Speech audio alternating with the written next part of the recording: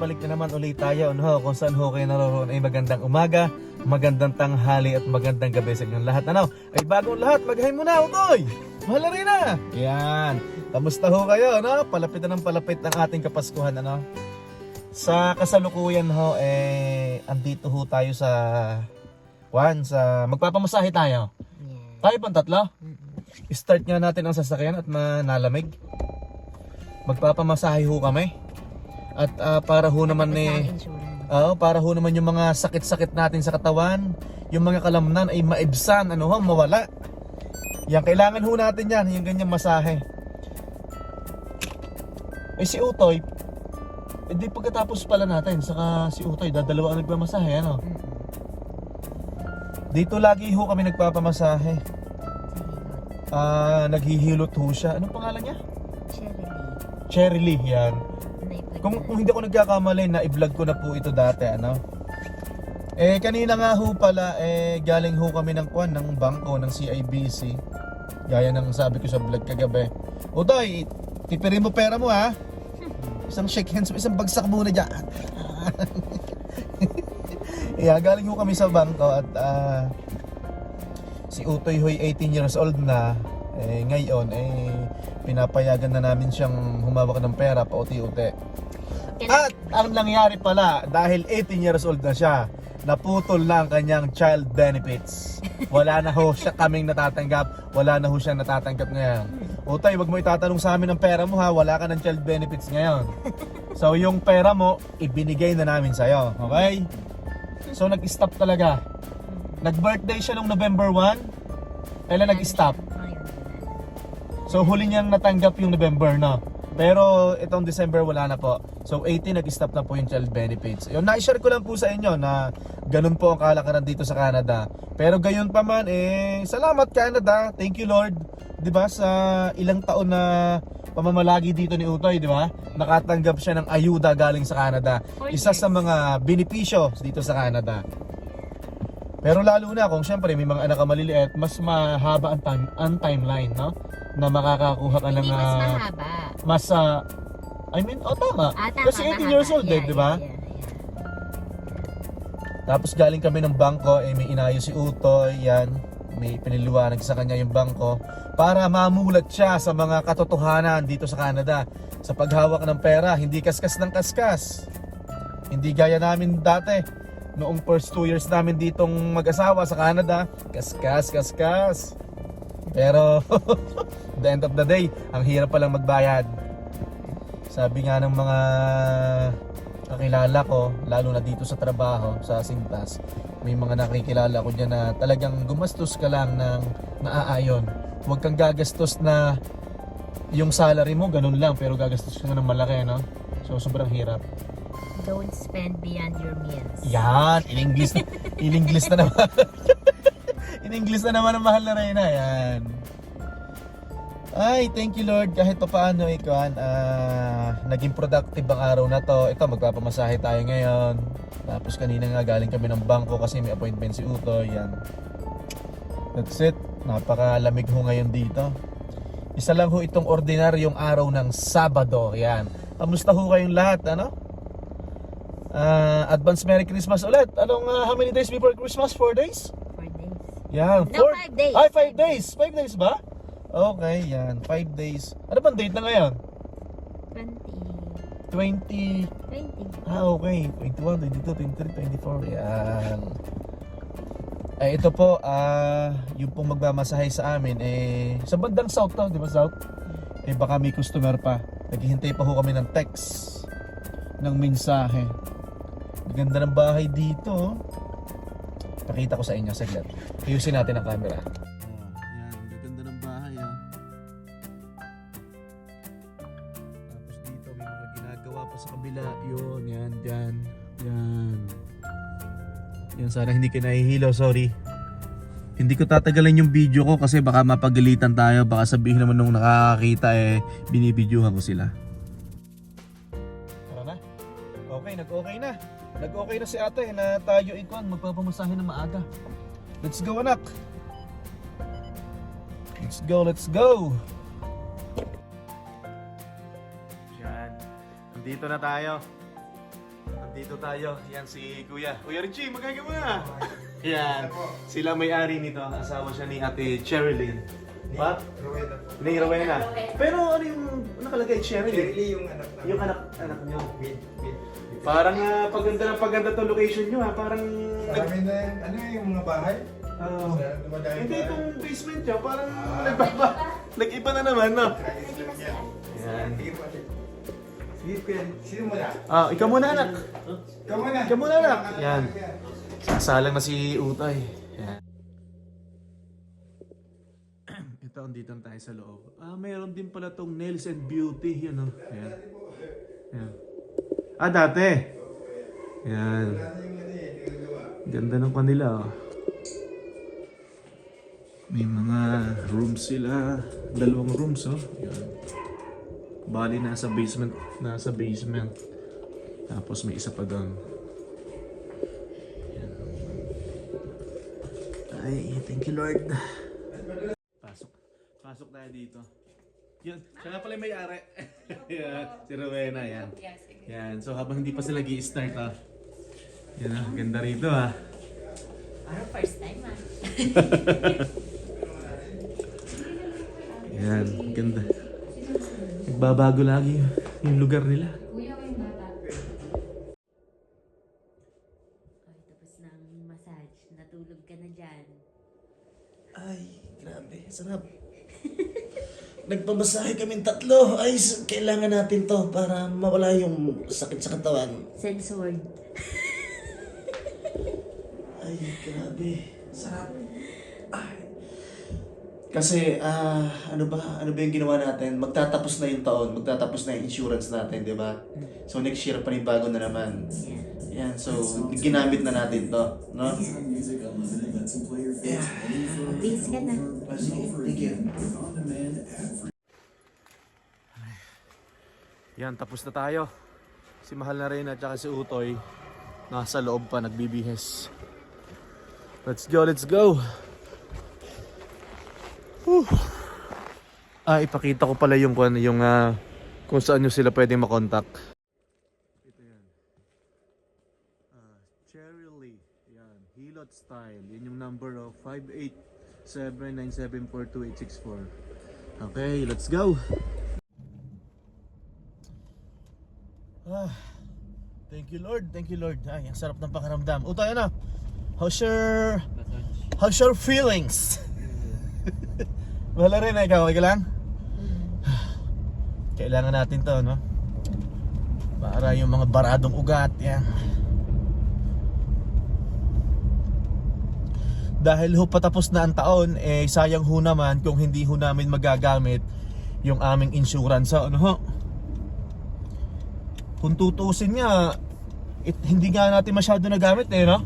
May tira pa tayo, no? Siguro 2 pa. Whew. Sabi nga niya, ba't hindi ko daw ibinabalik? Kaya nga hinihintay ka pala, no?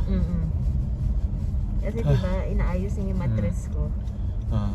Videohan natin tong dadaan na natin para makita nyo.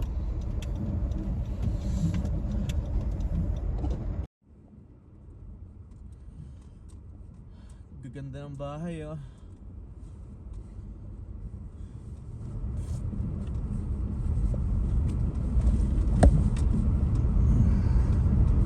Hindi ko alam kung ano community to, pero sa south ito. Pero nahagip to, 'di ba? Nahagip sa video kanina yung entrance. Tama ba? Anong community ta? I-check mo nga sa mapa para ma-share natin sa kanila kung ano community to. Parang nasa 25 minutes din no? From Edmonton. Sa ano siya? Keswick. Ha? Keswick. Keswick, okay. Onto Keswick Lake Southwest. Oh, Keswick. Keswick? 28th Avenue Southwest. Keswick pala ang pronunciation. Keswick. Keswick. Ay, right na. Mag-right dito.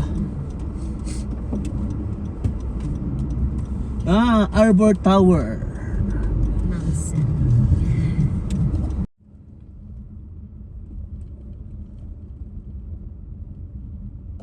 Excuse me. Para akong bagong gising Ang sarap po sa pakiramdam at ginulpi ako ng mag-asawa. Ang nangyari, si Kuya Richie ang nagmasahe kay Kiel. Tapos ang nagmasahe kay mahal na Reyna, si Ate Rowena. Tapos ang nagmasahe sa akin, yung mag-asawa na. Sabay sila, combo. Ginulpi nila ako. Bugbog na bugbog eh. Siguro balik ulit tayo dyan after New Year, no? Para masulit natin.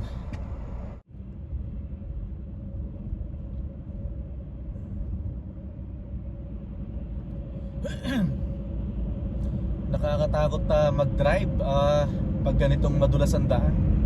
Yung iba walang pakialam eh, ang bibilis mag-drive eh. Yung nasa unahan, no? Pag ganun eh. Dapat eh dahan-dahan.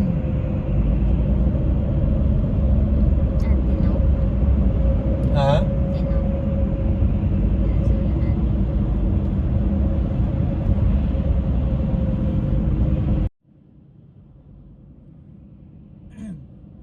Pakita namin yung daan sa inyo. Daming sasakyan pa rin. Christmas rush. Shopping sila kasi marami silang pan-shopping. Ang oras po ngayon ay 4:45 ng hapon, araw po ng Sabado, dito po sa Edmonton, Alberta. Napaka-dilim na po. Pero gaya nung sabi ko sa nakaraang vlog natin, pag yung summer na, maliwanag pa. Matagal lumubog ang araw, no? Arte yun, nako Dutch yun. Arte ba yun? Oh. Kagaya lang kay Tito Gilbert. Hindi, kay Tito pala electric. Siguro nagka-problema to. Yan, nakasakay na to. Tapos pag ganitong winter, ay nako sa umaga, pagpapasok ko sa work, ang daming sasakyan na tumidirect. Daming nadadaanan na ewan ko nung sira. Puro mga naka-hazard sa daan. Bumibigay ang sasakyan sa sobrang lamig.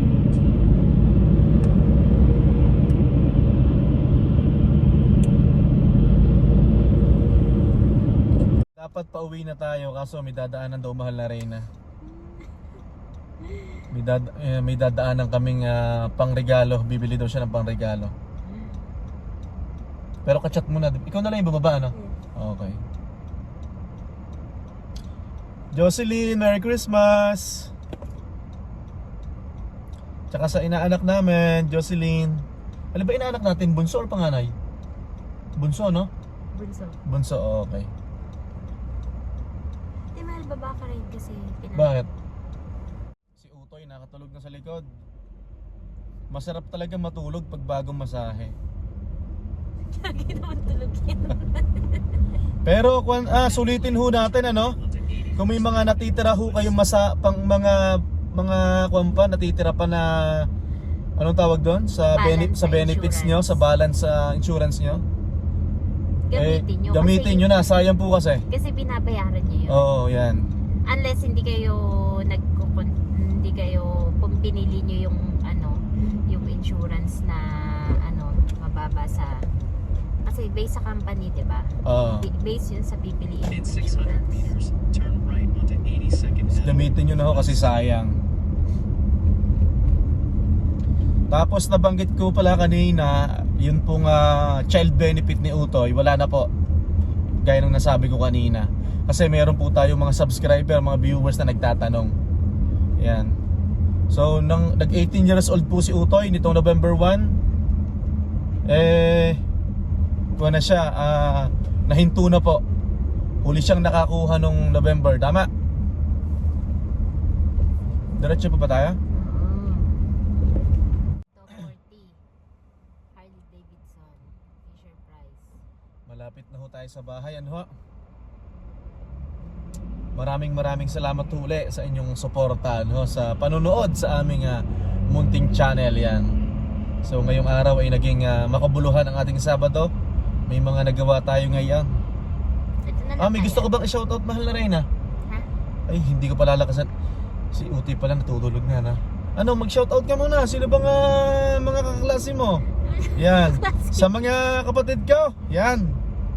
Merry Christmas! Sa mga kapatid kong malalakas kumain. Merry Christmas mga utol. Kayo magbabait dyan. Merry Christmas! Yung nga palang kapatid ko, si Rocky. Yan. Galing Korea. Kakauwi lang sa Pilipinas. Enjoy your vacation. Yan. Sa kapatid ko naman bunso, mag-aral kang mabuti. 1 taon na lang, i-graduate ka na. Aba, OJT na to, di ba? Si Alban? Yan, anak, kapatid ko, pagbutihin mo. Yan. Si Ching, mag-iingat ka lagi ha. Babawasan ng kain at para hindi to baba ang puso. Ingat kayo dyan sa nanay at tatay ko. Yan, ama, ina, yan. Ang hiling ko lang ilagi kayo malakas sa lola ko. Nanay, lola, nanay Isabel, yan.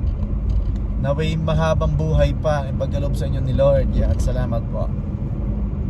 Ikaw anak, ikaw asawa ka. Shout out naman dyan. Ayan. Hi Ma, Merry Christmas! Yan, mama, sabihan ko, ingat kayo dyan sa bayo ko kay Mike. Merry Christmas. Merry Christmas! Merry Christmas sa inyong lahat. Ilang minutes pa tayo sa bahay? Mga 5 minutes na lang siguro. 5 minutes. Ay siya, maraming salamat po sa inyong suporta. At syempre, hindi matatapos ang araw na to na hindi kami nagpapaalam sa inyo. Kung saan kayo naroroon ay magandang tanghali at magandang gabi sa inyong lahat. Hanggang sa muli po. More blessing. Yan. More blessing po sa inyong lahat at maraming salamat po sa inyong suporta. Ito lang po ang kaganapan ngayong araw ng Sabado. God bless everyone. Bye-bye! Si Utoy, tulog na tulog eh. Yeah.